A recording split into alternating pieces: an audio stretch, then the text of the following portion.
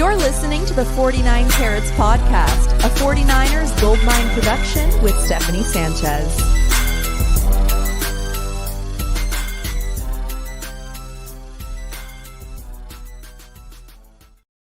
What's going on, everyone? Welcome to another edition of the 49 Carats Podcast. I'm your host, Steph. It is Monday, August 18th, and as always on a Monday, joining me, my co-host, Weston. Weston, how you doing, man?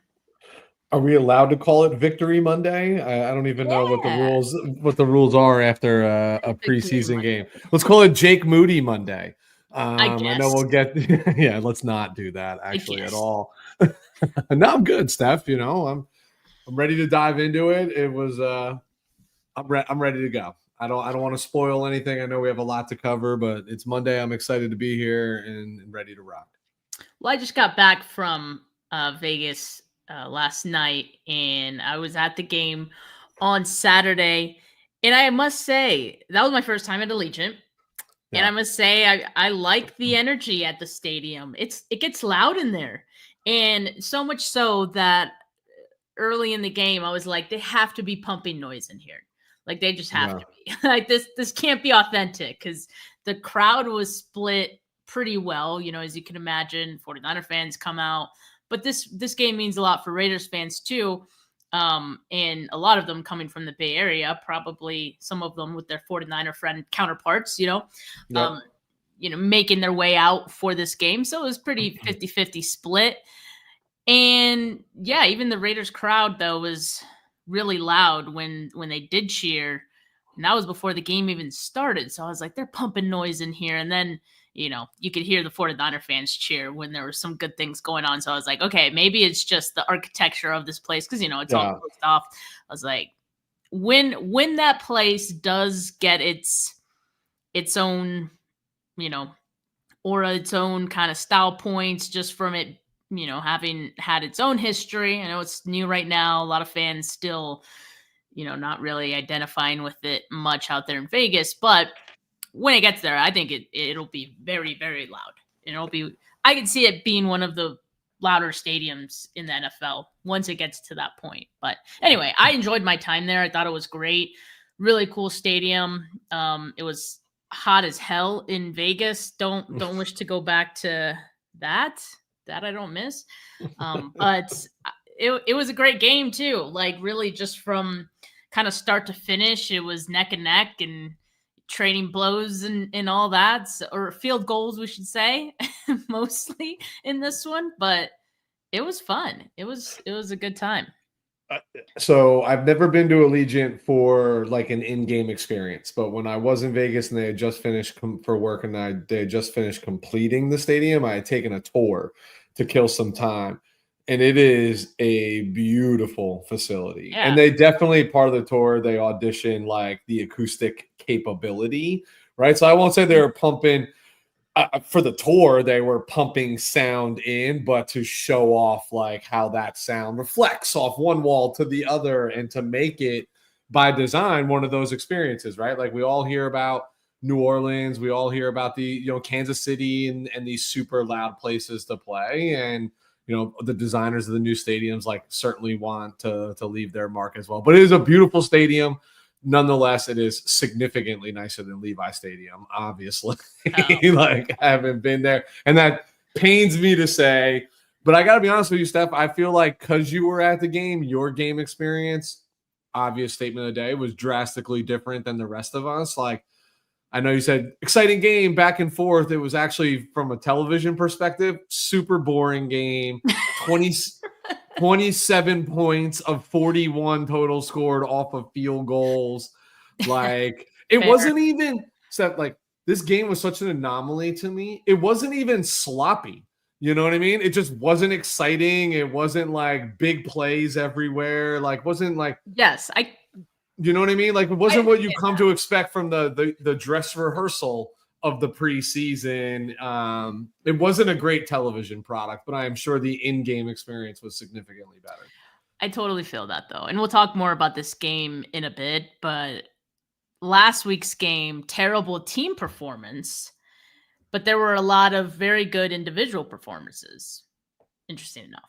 This week, it was kind of the opposite. There were still some good individual performances, but I don't think it was as dominant for some of those players as it was this week. But we do still have some players to nominate for this week's 49K Player of the Week. Stay tuned for that.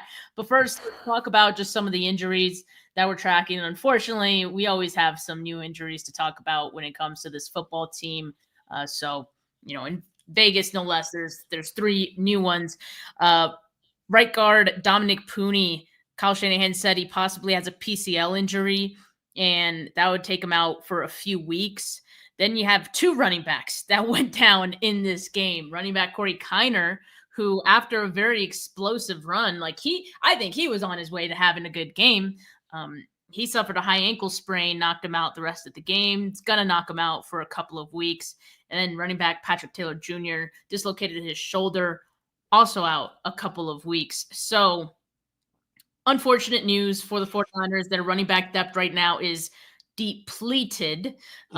And they have Keyshawn Vaughn and they have Jeff Wilson Jr., which, nice to see Jeff Wilson Jr. back out there. He did score himself a touchdown, but man, they are hurting. I know Kyle says they're not worried too much about week 1. Christian McCaffrey's ready to go, but man, the depth right now is just bonkers. So hopefully some of the guys who are already hurt, we're adding these 3 names to the list of the long name or the long list of names that have been hurt throughout training camp who are still out. Hopefully some of those guys can come back this week and certainly can be back before week 1. These injuries, I don't know if it's just where I'm at step in terms of the litany of injuries that they have. The Pooney one's befuddling because you're like, why is this guy out blocking on an extra point? He doesn't even do that normally, right? Why is that a thing? But you get it, you know what I mean? Things happen on those. The Kiner one, I think Corey Kiner had a shot to make the 53. I really do. I know everybody was on the Jordan James bandwagon, but he hasn't gotten in-game reps. I think they both make it. Yeah, I just thought Kiner, I don't know. What do you do with him now? This is high ankle, and it's he got carted off high ankle, right? Not carried off the field or limped off the field, carted off high ankle. Is it worse? What's when the swelling goes down? What's it going to reveal? You don't know. Does he find himself does he clear waivers to get to the practice squad? I'm not sure because he looks explosive. You know what I mean? And he's young. He's an undrafted guy. I just think that's the one that I'm probably most disappointed because I thought he had an opportunity to showcase his skills in the absence of all the other backs that we have mentioned that are out out on injury right now too. So, but it just seemed week after week, practice after practice, game after game, they just continue to pile up. And it's doesn't make me feel that much more confident heading into the start of the regular season. Yeah, and I see people saying Kiner walked to the cart. I guess that's good news, but it's a high ankle sprain. It's still going to keep him out a couple 4 weeks minimum. It doesn't exactly. It doesn't change the diagnosis.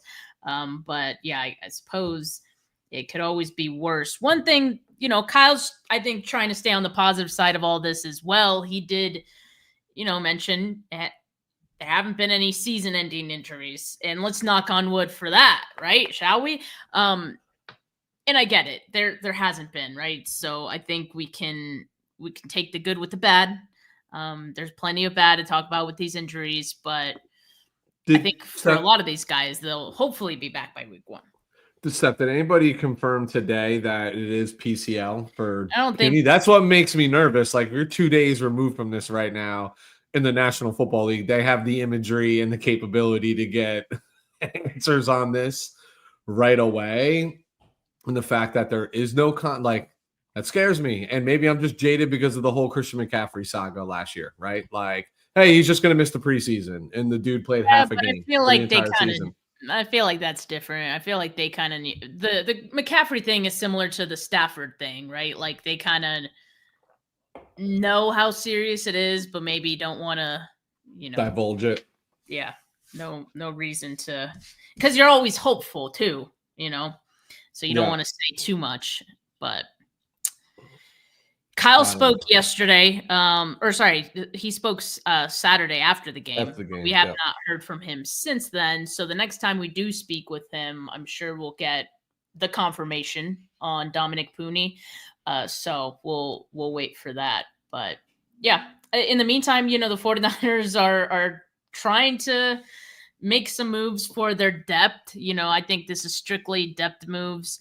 We know the wide receiver room has been another group depleted with some injuries. And so no surprise here that Jordan Schultz reported after he reported that the Texans were trading wide receiver John Mechie III to the Eagles. He also added that the 49ers were one of the teams that were in on Mechie.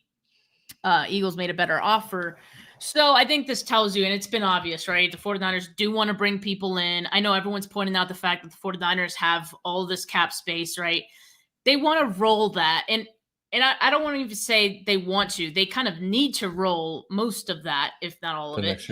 Next year, they have to. So, everyone talking about the cap space and, they need to bring in this, that, and the third.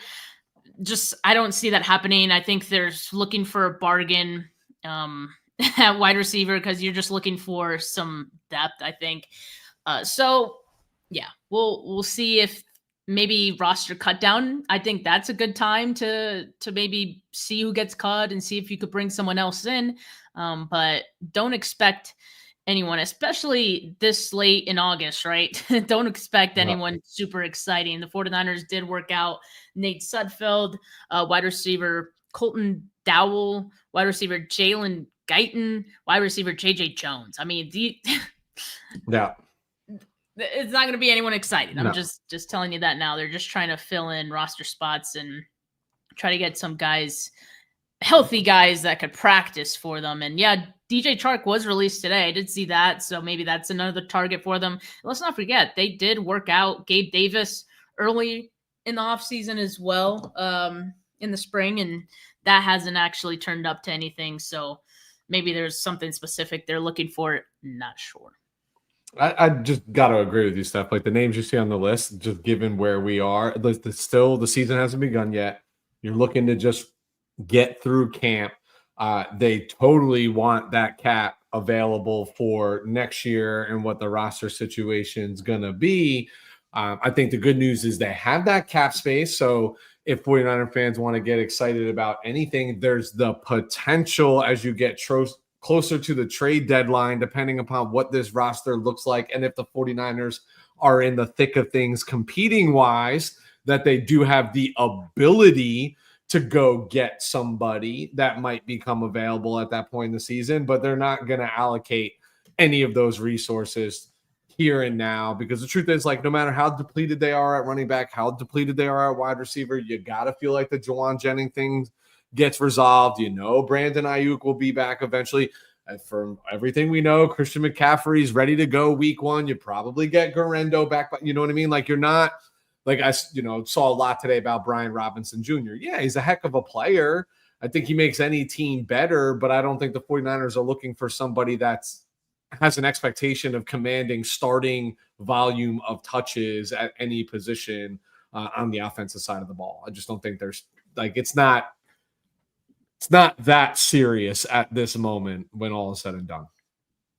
Yeah, I agree. I think you can wait some of this out. It isn't a lot of these injuries, like we've been saying, most of them aren't like super long term. So that's a positive we can draw. And so you're kind of just holding on and waiting for week 1 to come so you can field a good enough football team to hopefully get the win.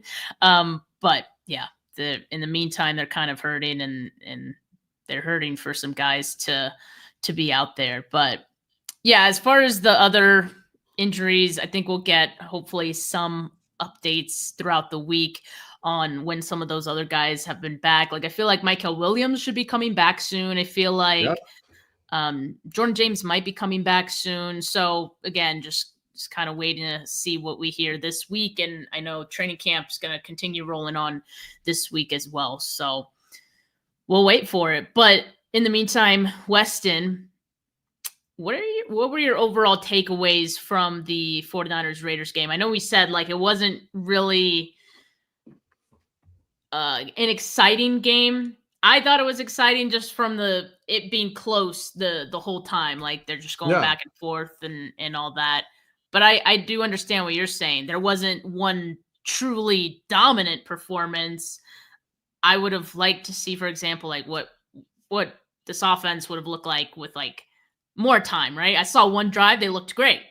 But is that Yeah. enough to be like that's the best performance? They only played one drive, so Yeah. No, a couple takeaways from the game. I thought compared to week 1 of the preseason, it was just a more consistent performance across the. I'm not saying good. I'm not saying bad. Just more consistent performance. Like it just felt like with the 49ers versus the Broncos, the minute our twos walked off the field, there was just a drastic difference, right, between the ability of the depth players on both teams. This felt like you said, it was a game the entire game, right? It certainly wasn't the Sunday night football game when the Bills put up a goose egg to the Bears 30 plus points, like when that game was over at halftime. You had something that you can be engaged into the entire time, which kept me watching to still continue to see like, hey, who are the one or two that might surprise you and find their way onto this roster or might become practice squad candidates that might not have been earlier in the preseason. I think I love that the ones only played the one series, just given what's happening with our lineup and our injury woes right now. I love that they made a concerted effort to get Ricky Pearsall involved right away, like literally the first play on offense. And he caught the first 3 passes from Brock Purdy and all over the field in different looks, right? You had a quick hitch on one. You had a play action where he dragged across the field, and Ricky did a great job settling down as the linebacker continued over pursuit, and a big 3rd and long, which has been the Achilles heel of this offense for a long period of time, not being able to keep the chains moving. So first series looked good. Love, ideal world, you love for them to come away with 7. You hate the red zone stall because that's, again, another thing that has plagued this offense in time, but you overlook it because it's week 2 of the preseason. But then you get into like why we're really watching this game to see who the surprises are, who might steal a starting spot or a roster spot and stuff. Just nobody popped. You said it right in the intro, like week 1, bad team performance, but there were a handful of individuals that definitely stood out on tape. I don't know, like we'll get to it, and I don't want to give too much away when we talk about our thoughts on like who did have the best game for the San Francisco 49ers. That was harder to decipher. You know what I mean? I don't think anybody was electric out there. It just expected a little bit more from some of the players that we talked about. Week 1, there was some surprises for me, which I'll give kudos, I'll give a shout out to those people. But by and large, I was hoping for more from certain individuals who were going to get a bigger opportunity on a really big stage, right? And against the Raiders, that they didn't let me down. I just don't think they fully seized the moment. You know what I mean? Does that make sense? Yeah, I think so too. I think what I was mostly looking for in this game was, okay, can some of the big performances from the first preseason game, can they carry on to the second game, right? Are guys going to stack their games now and look more consistent throughout both, right? And we did see that for a few players. I think another thing we wanted to see is the players that maybe struggled a little bit in that first preseason game, were they going to make some strides to look improved in the second preseason game? And I do think we did see that a little bit too for some of these guys. So maybe just not to the degree that we were hoping for, but I think it really wasn't like in the first game. It was just a couple guys had all game performances, right? Like Chase Lucas, the entire game, he was just making plays. Then Marquez Siegel was making plays all game. He had, and don't get me wrong, Siegel had some nice plays in this one as well, but it wasn't like that same. Anyway, I'm just it was just a different type of game, I think, in this one, but exciting maybe in a different sort of way. And it's not often in these preseason games that at the very end, like, you're still kind of locked in because it's a close game and your team has a chance to win. I thought it was great from a practice standpoint of getting into the regular season as far as play calling goes, as far as game situation, clock management goes, because you want to be able to practice all that before, the season begins. And they try to simulate that in 11-on-11s during training camp, but it's nice when you could do it in a real game situation. So I thought that was nice. But all right, let's get into some of these nominees. Shall we? Okay. I think you shall. you talked about one of the performances, and I think this one's funny, right? Because it's a player who only played one drive. Yep. Ricky Pearsall. You talked about him.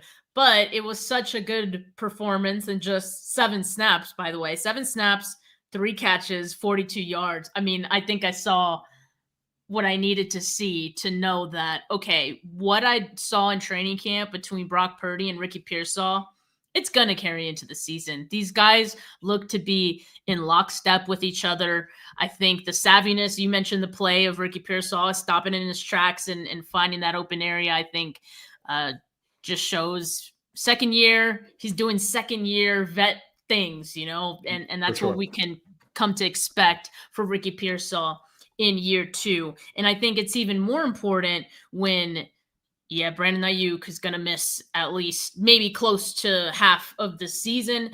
And you have Juwan Jennings, who is still not returned. You don't know when that's going to happen. DeMarcus Robinson, when is that suspension going to happen? You need Ricky Pearsall to be an alpha in this wide receiver group, and I think he's cementing himself as one. Yeah, I think he's totally ready to seize his moment. It looked clean. It looked crisp. There was clear separation. Starters versus starters. No excuses, right? Ones versus ones.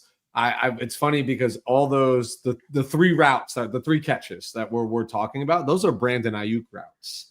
Right. So to me, that's like the evolution. You get the 2 of them back in the field one day, God willing, healthy, right? Like, it's going to be a huge evolution of the offense, right? Like, nothing was, I think the first play was designed to go to Ricky Pearsall, right? Like, but that second play or the second catch on the play action, 8 out of 10 times that goes to George Kittle in the flat because some defensive end or linebacker botches the assignment and follows the flow of the offensive line on the play fake, which is what it's designed to do.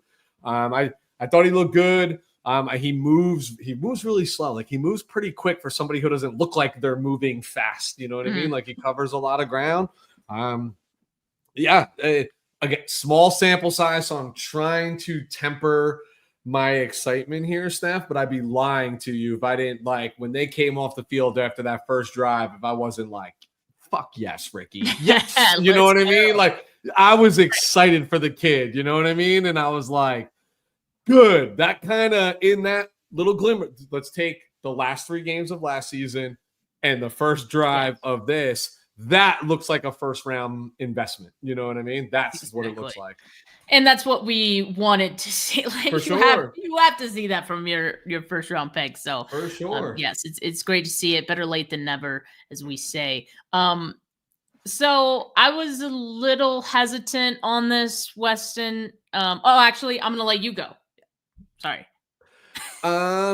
Who do you got? What are you hesitant about? Do you already know what I'm going to say? No, I'm hesitant. I was going to go to my next one. Just go. Just go. It's your show. Why? How many do you have? How many nominations? Not many. That's what I figured. But I only have 3, to be fair.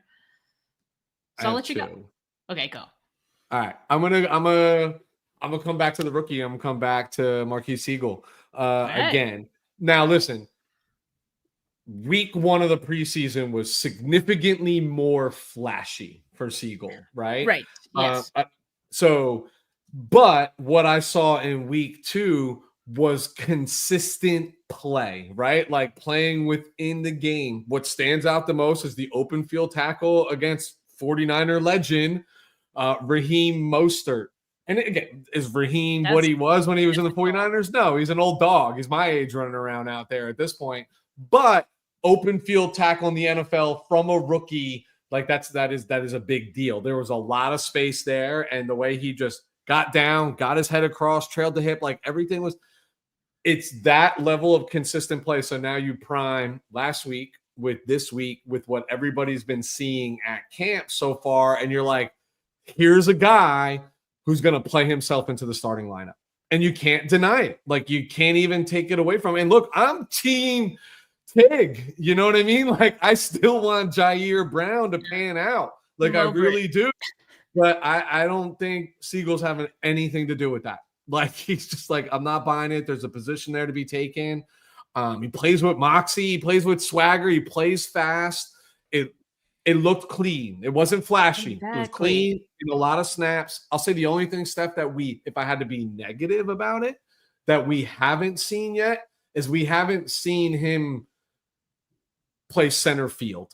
If that makes, you know what I mean? Like we haven't seen the ball tracking capability yet. We haven't really seen anybody put the pressure on him in the passing game. A lot of the highlights that we have seen is him almost playing that hybrid linebacker safety, right? Just like filling the gap, finding the ball carrier, keeping everything in front of him and making the tackle when he arrives and doing such with a level of violence, you know, that is not too dissimilar from Malik Mustafa. So I thought Siegel played a very consistent game too, which as a rookie is really hard to do. You know what I mean? 2 consistent weeks in a row.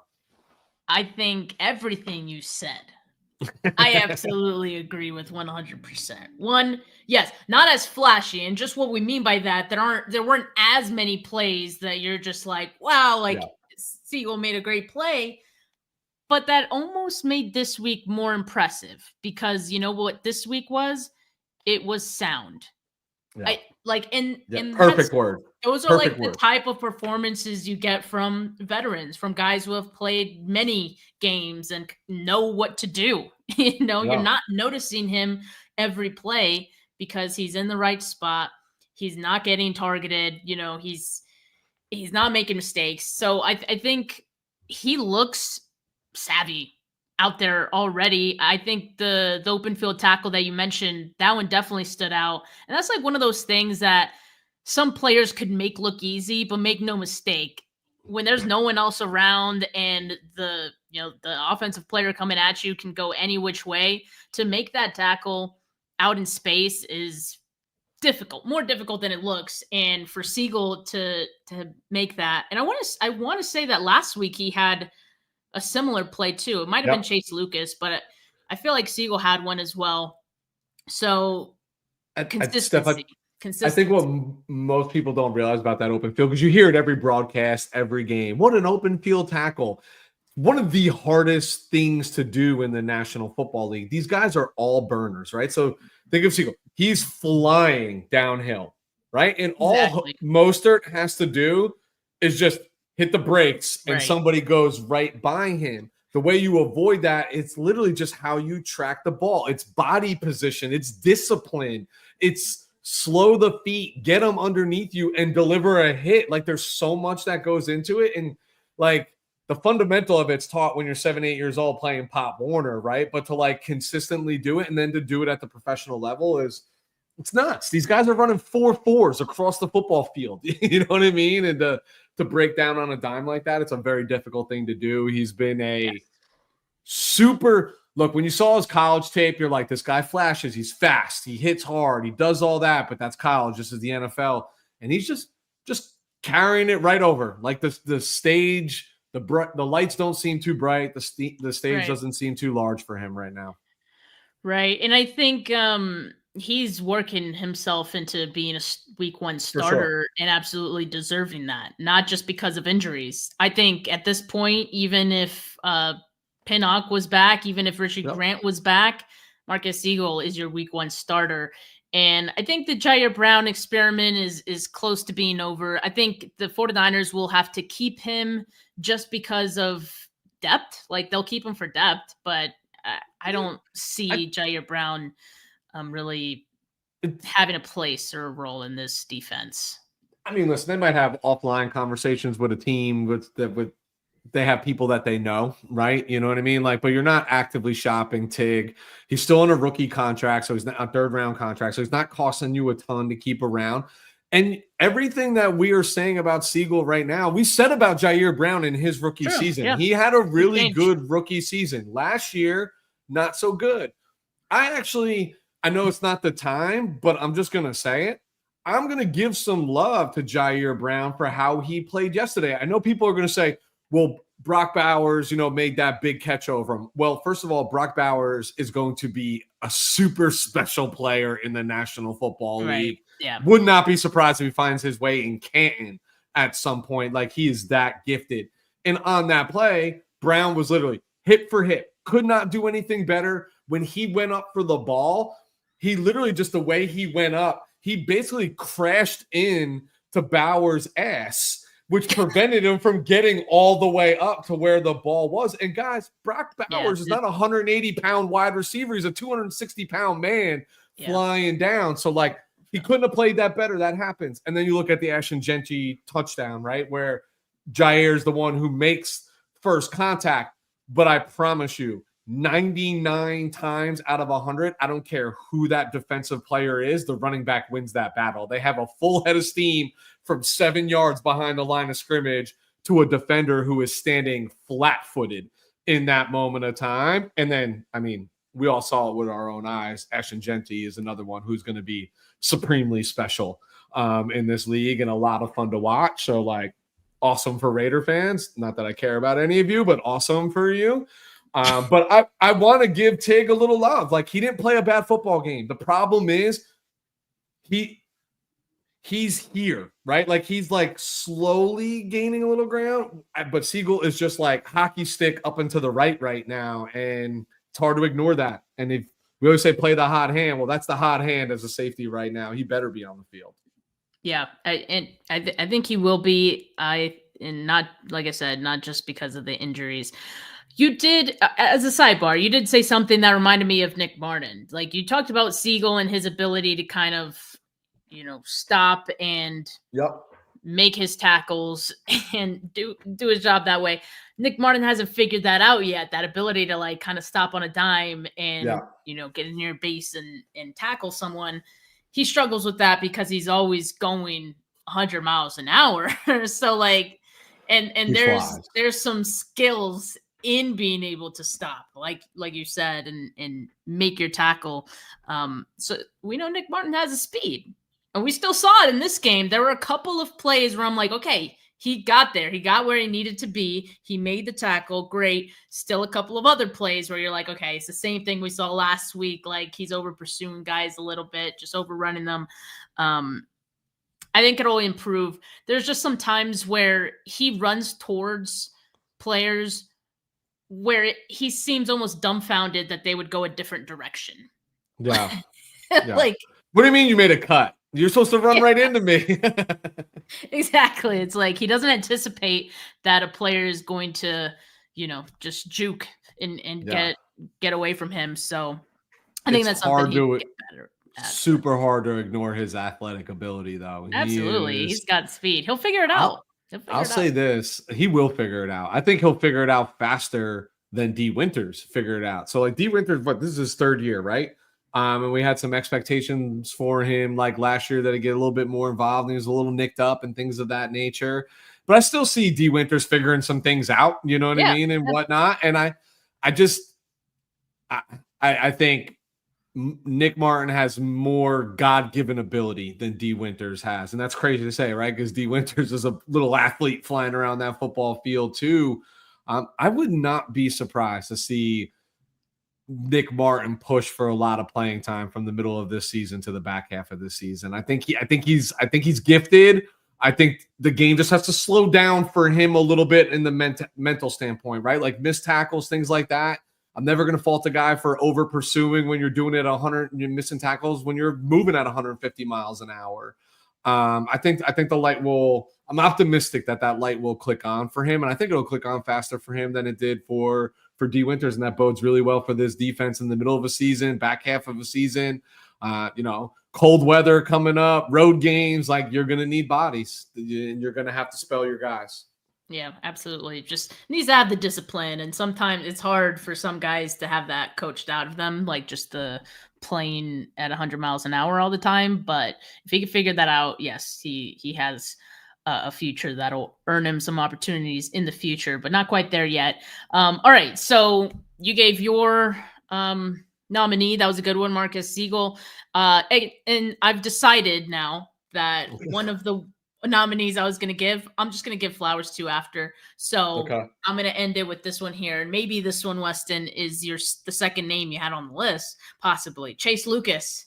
Again, right? So from week 1 of the preseason to week 2, I mean, you're seeing a performance that this is a guy that needs to be on the field, which makes it interesting because you already have Upton Stout, who everyone has said very nice things about already, including a lot of players who have just visited practice, a lot of players who are on the team, coaches, et cetera, et cetera.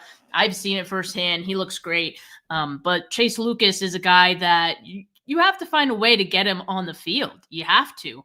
And I think Robert Saleh will, because there are certain things that Chase Lucas does really well where he can carve out a role just doing that. And he's going to be able to make an impact on this team. He had an interception in this one.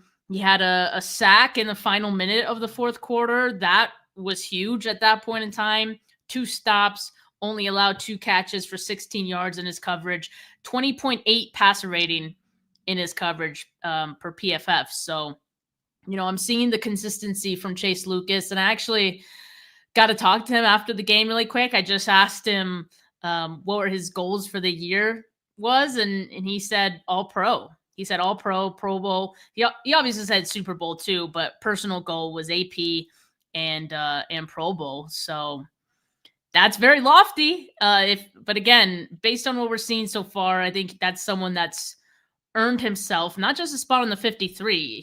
He's definitely making the 53. It's opportunities on the field come week 1 and come throughout the season. He's getting that.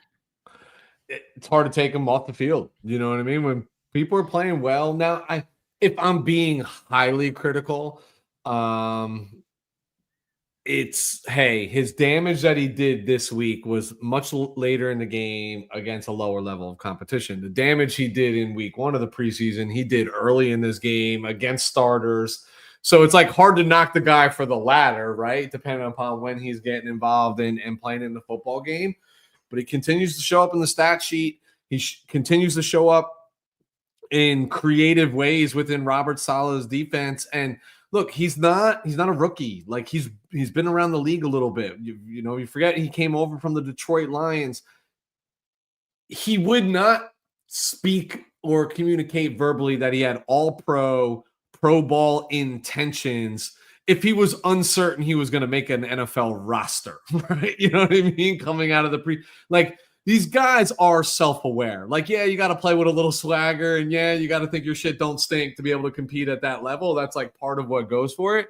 But they're not naive either. And for him to come out and say that he has those goals, I think he just becomes this little Kyle Juszczyk of the defense. Like you're just little Swiss Army knife. Like you can put him on a slot. Looks like he can hang and cover a tight end. You're going to, honestly, you find him on the field and Upton Stout's on the field at the same time. You're going to see Chase Lucas being sent after the quarterback. Like you can bet your bottom dollar on that. And that's just another pressure point, for Saleh to go ahead and squeeze, if you will. I think I'm excited about Chase Lucas because I feel like the way that I've seen being utilized, I feel like he adds yet another dimension to this defense that is different than the Robert Saleh defense that we saw, when he was our defensive coordinator. So and you can only do that if you got the talent. And Chase Lucas so far is proving that he's making his case, like you said, not just to make this team, but to take significant snaps on the defensive side of the ball. And possibly even, and I'm sorry if I made it seem like I was counting this out, but he could possibly become the starter. Personally, based on what I saw in training camp, I think Upton Stout earned himself the starting position. However, Upton Stout has not played in the preseason. Sure. Chase Lucas has. Chase Lucas has looked great in the preseason, so much so that I think Lucas can make himself a case to earn that starting spot, which is, it's crazy to say, but yeah, it's true. And I think if both things are equal, the 49ers would probably lean on the veteran, Lucas, Right. more so than the rookie. There's just a little more variables to any rookie who gets to start. But I still think they find a way to get both of them on the field. I do. I think you have to find a way to get your best players on the field, and those are two who I think have proven that they absolutely deserve to be. It's not that Upton Stout has lost the job by anything he's done other than being hurt. Like, Yeah. So if you can get them both, that's great. It's a win-win for all involved. So I love it. I agree with your statement though about like if the season started next week, I think and even if Upton Stout like tomorrow, clears all health evaluations, etc., is ready to go, you have to play Chase Lucas. Regardless of what Upton has done and accomplished, like you're seeing this guy do it in a game. And that's, what do we always say? Tape. Well, the tape, it's not lying, right? The tape is saying that Chase Lucas probably should be your starting nickel and slot corner at this very moment, just because and I'm not taking away anything from Upton Stout. You know how much of a believer I am in Upton Stout. When they made this pick, I would just say that this buys you the time to like get him fully healthy, not throw the rook right at it. I can't stress enough to your listeners as to like how hard it is to play nickel corner in the National Football League. Like Upton's playing with a little bit of swagger. Maybe we don't want him to lose that week one of his professional career. Play the vet, because the vet's playing really darn well right now. Indeed, he is. Now, Weston, was that the last name that you had on your list? Yeah. Okay. Yeah. All right. So we have our 3 nominees for this week's 49K Player of the Week: Ricky Pearsall, Marcus Siegel, and Chase Lucas. So we want to know who you guys would vote for. You guys make the decision. So put it in the chat. Who do you vote for 49K Player of the Week based on Saturday's performance against the Raiders? In the meantime, me and Weston are going to give some flowers away to some players who deserve it as well. Weston, I'm going to let you cook here. Who you got? Who you giving flowers to?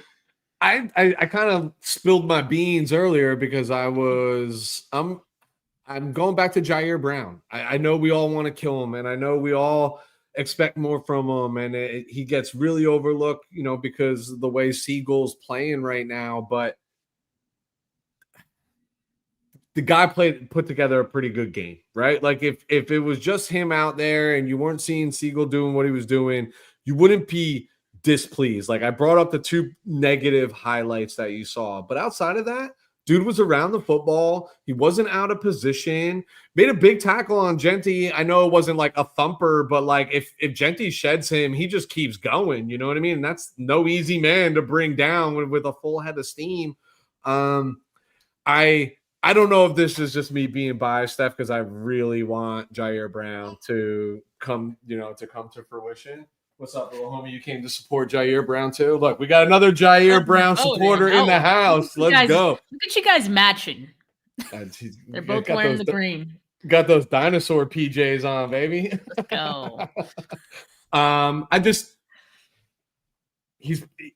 He's not bad, and we as fans we sour so quickly, right? Like he's not the problem. It's a promising thing for the 49ers that other people, unheralded people, are outperforming them right now and performing beyond our expectations. But I thought Jair Brown played a good game. I would have been satisfied with that game, if those were the 2 starting safeties walking out, like thought they both did their job, to the best of their ability.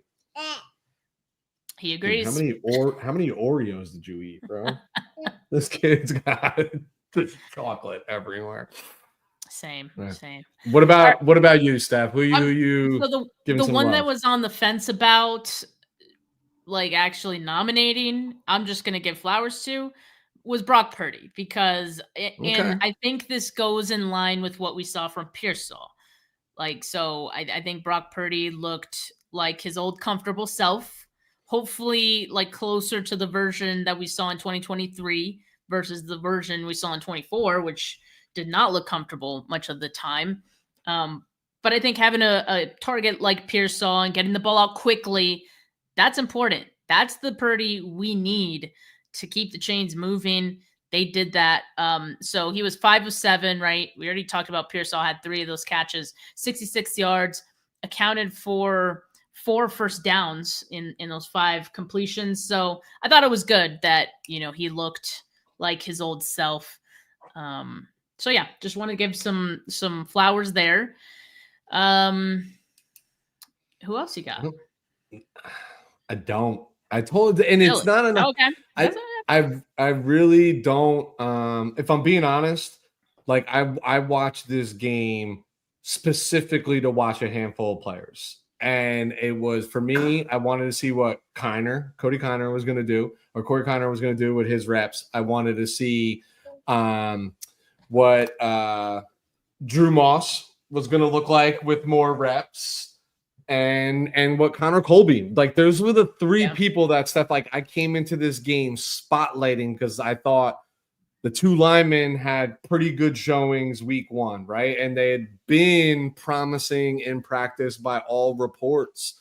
But what I saw from our offensive line was, they were good in pass pro, like especially on the first series, like even on Brock's scramble, before he even broke the pocket, he had time to go through every single one of his progressions.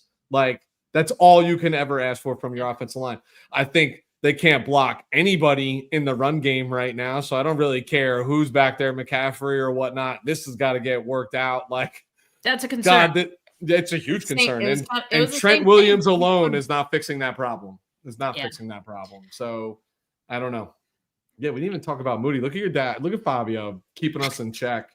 You're so right, Fabio. How do we even start the show and not talk about Jake Moody? We'll get to Moody. We'll get to Moody. I got a couple more flowers to give out, and these are very like low key, like it's preseason flowers for sure. For sure, a flower, not a dozen roses. Exactly, it's just a single flower. Might not even be a rose. Jake Tungus. I figure out how to say his last name, but Jake, I thought was solid. I think, between him and Braden Willis, right? They did cut Ross Dwelly, earlier this week, so he's not in the picture. But I think it's between those 2 guys, Tungus and Braden Willis.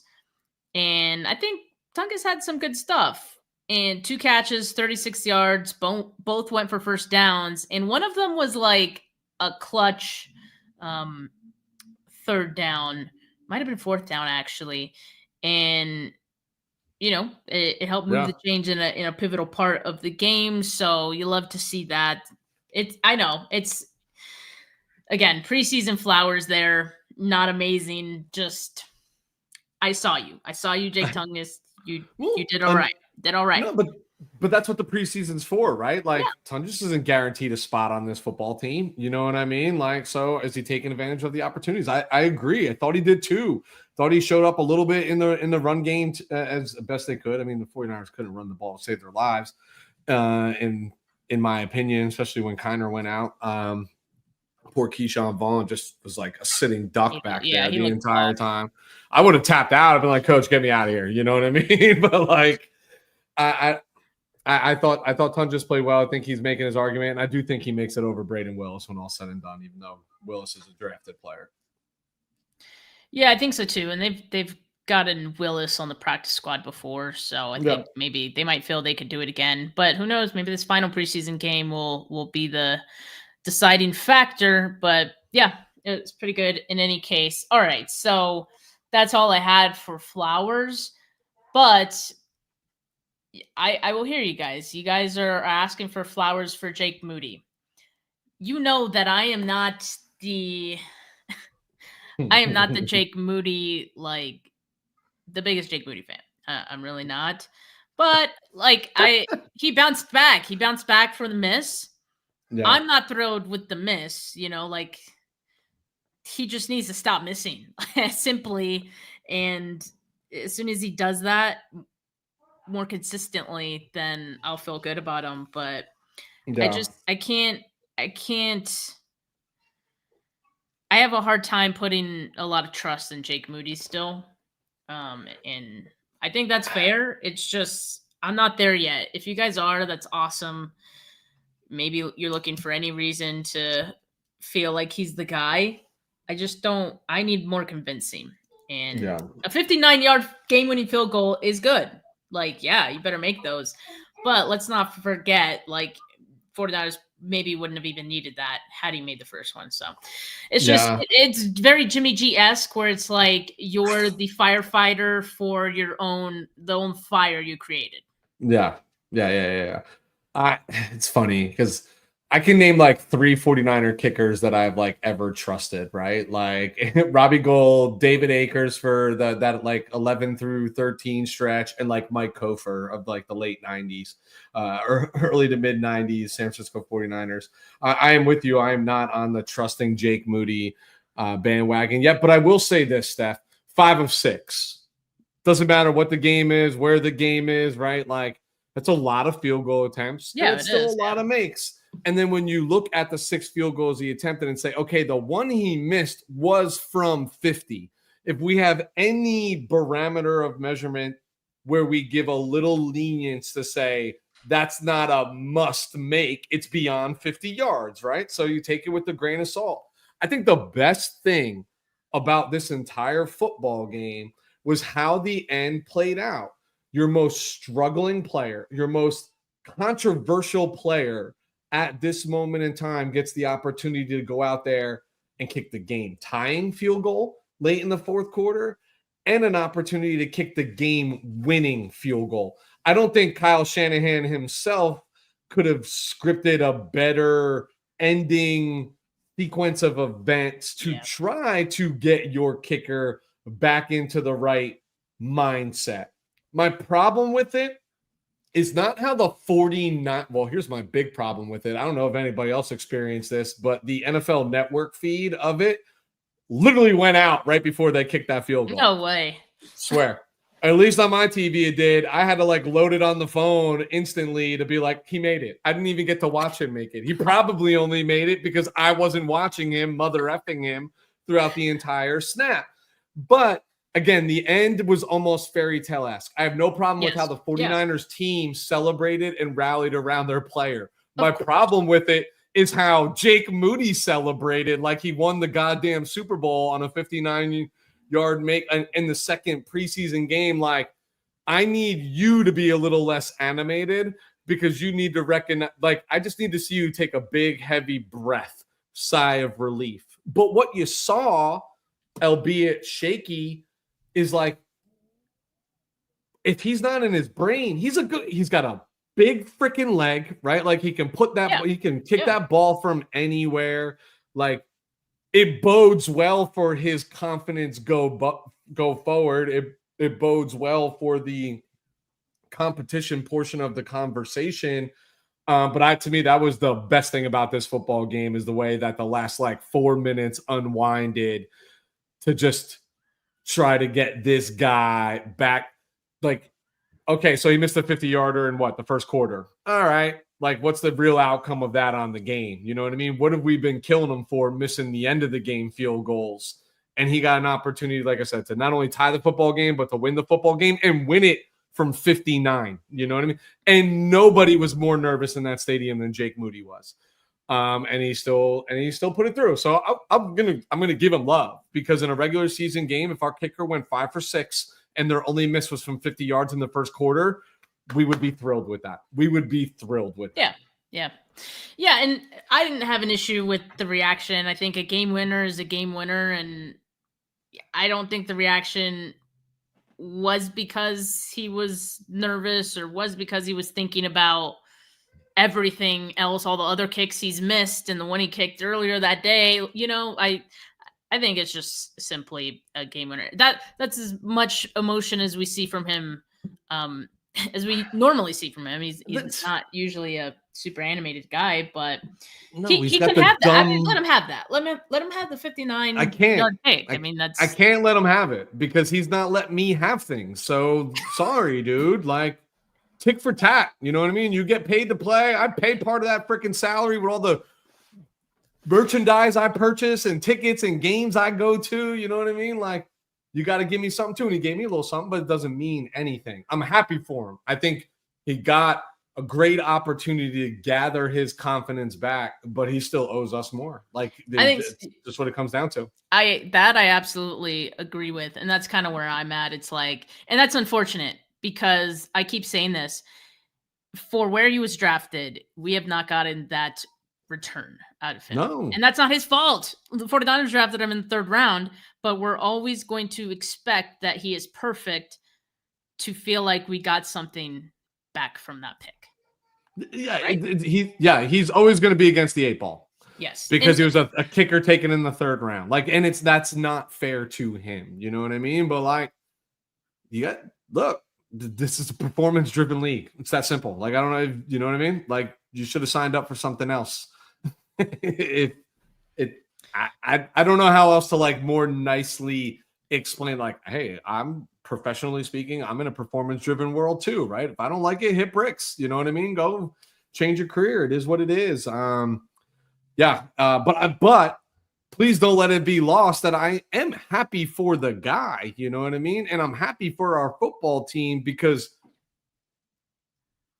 he had to, let's just call it, like, I'll use golf terms because I'm wearing a legalized Mulligan's hat right now. He's got the shanks. He's got the yips.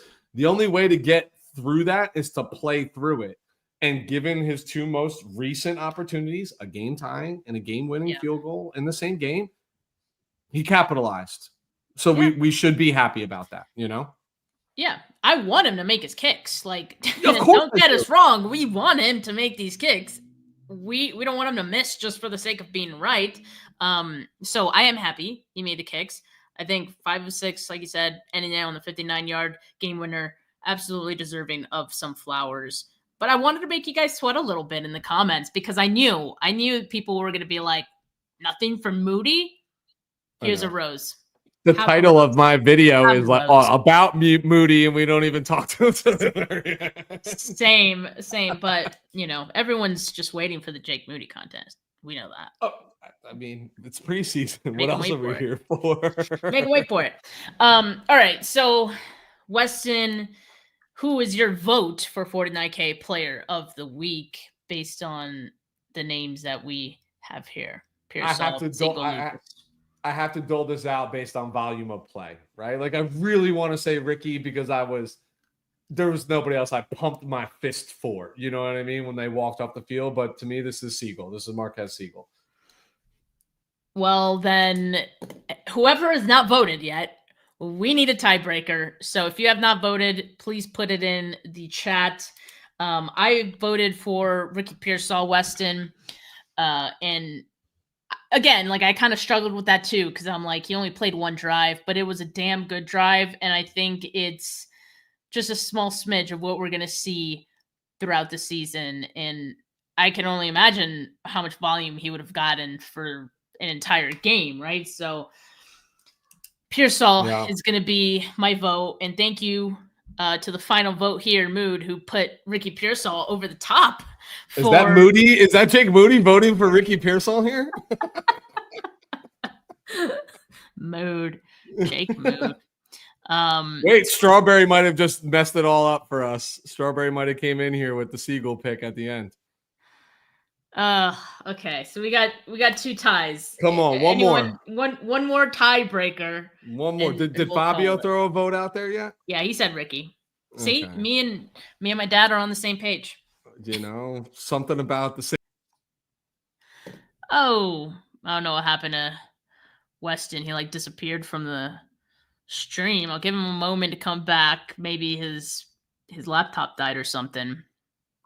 But yeah, Strawberry has a vote for Siegel. There he is. Yeah. I don't even know what you're just the ghost of Jake Moody is trying to get you, dude. It was 49ers media. He kicked me out. Just beating me out. You know what, Weston? We have a tie on our hands, right? Siegel and Pearsall. Well, it's the preseason, and in the preseason, ties are allowed. So let's go with the tie for week 2 of the preseason, Siegel and Ricky Pearsall, and we can call it beautiful. Beautiful. It's so funny because Steph, that's perfect because it's Right? true. The preseason ties are allowed. That would not be acceptable like week 1 on, but hey, it's preseason. So it's the preseason. The 49ers have one final preseason game against the Chargers. I'm sure the discourse will not be insufferable for that. So can't wait. But yeah, Weston, I can't wait. In all seriousness, can't wait to see who continues a hot streak or who surprises us in the final preseason game. There's always some guys that, knowing that they're on the roster bubble, will go hard. We'll get a lot of snaps, all that, So listen, formerly week 4 of the preseason, now week 3 of the preseason. It is another huge opportunity for 4 or 5 guys for every roster. Like it matters. And yes, that I'm already laughing because I can't wait to debate all next Monday with you about Trey Lance. I'm not debating with anyone on Trey Lance. I'm sorry. That ship sailed. We've done enough of that. Does not play for this football team anymore. He's not on my team. Yeah. Not on my team anymore.